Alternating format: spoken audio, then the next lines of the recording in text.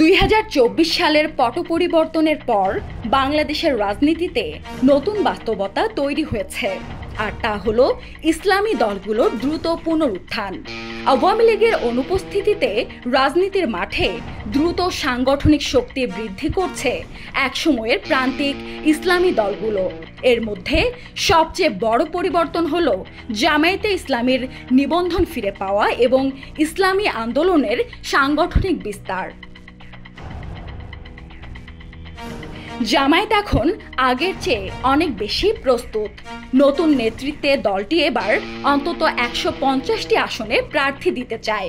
তারা বলছে, ভুল থেকে শিক্ষা নিয়ে এবার তৃণমূল থেকেই প্রস্তুতি শুরু হয়েছে।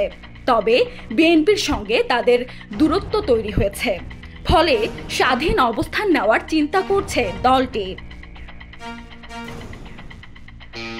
হাত পাখা প্রতীকধারী ইসলামী আন্দোলনও চুপ করে নেই। দলটি এবার 200টি আসনে প্রার্থী দেওয়ার পরিকল্পনা করছে। তারা বলছে, স্থানীয় নির্বাচনে জনগণের সমর্থন পেয়েছি, ইসলামী হবে আগামীতে রাজনীতির মূলধারা। বরিশাল, কুমিল্লা, খুলনা ও উত্তরবঙ্গে এই দলের প্রভাব দ্রুত বাড়ছে।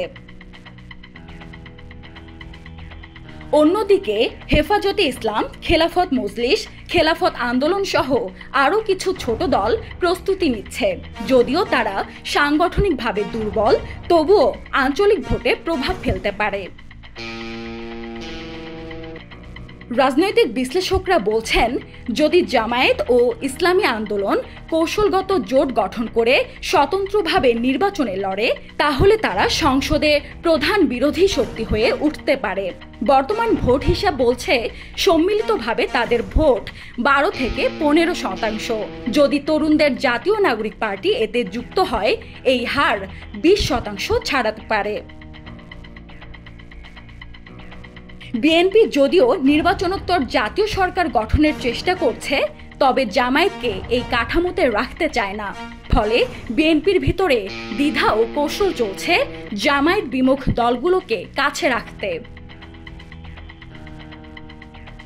বিশেষজ্ঞদের মতে, আওয়ামী লীগ ও বিএনপির প্রতি জনগণের বিরক্তির ফাঁকে ইসলামী দলগুলো নিজেদের জন্য নতুন স্পেস তৈরি করেছে।